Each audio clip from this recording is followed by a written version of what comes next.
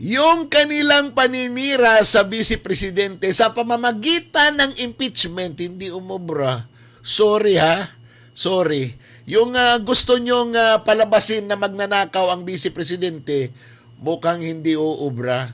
Ha? Anong sinabi nyo sa articles of impeachment na ngayon na dinidiscuss? Ang sabi nyo, culpable violation of the Constitution, graft and corruption, and betrayal of public trust through systematic misuse, misappropriation, and irregular use of confidential funds amounting to 500 million under the office of the Vice President and 112.5 million under the Department of Education.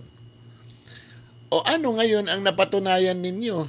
Meron bang systematic na misappropriation? Meron bang systematic misuse of funds? Wala. Yung pera, ibinili ng mga gamot.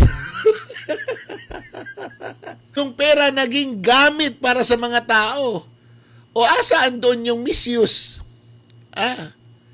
Hindi naman sinabi na yung reward mo doon sa informant mo, kailangan cash.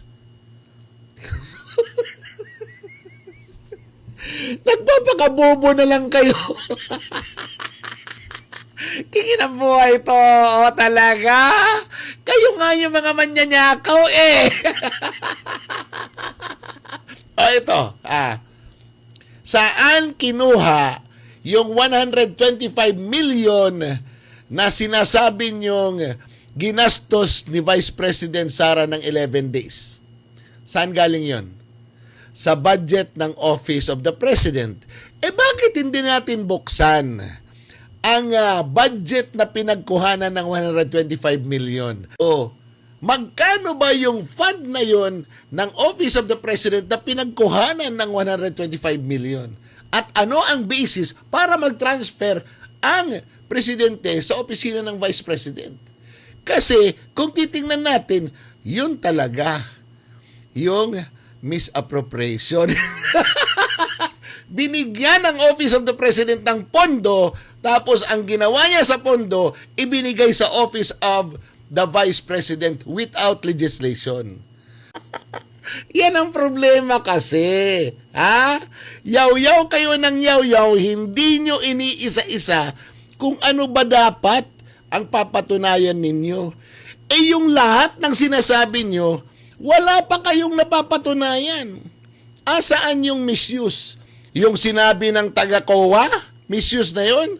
Di ba klaro, it is not yet final and executory. Audit observation memorandum lang.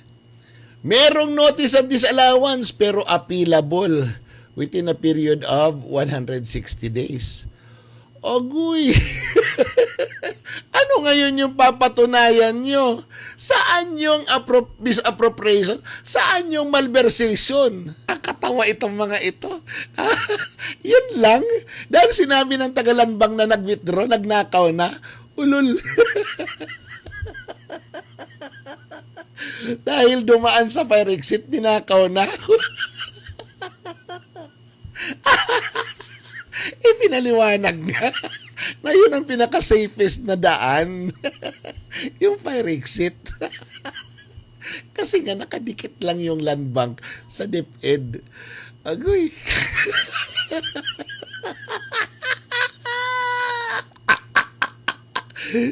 Pagbutihin nyo pa! Wala kayong maluloko. Kasalanan nyo yan. Alam nyo kung bakit? Puro kayo invento. Ngayon, wala nang naniniwala sa inyo.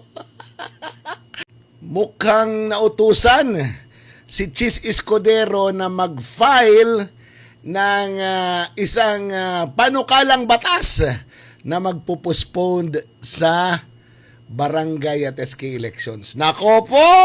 Congratulations sa mga incumbent na mga barangay officials.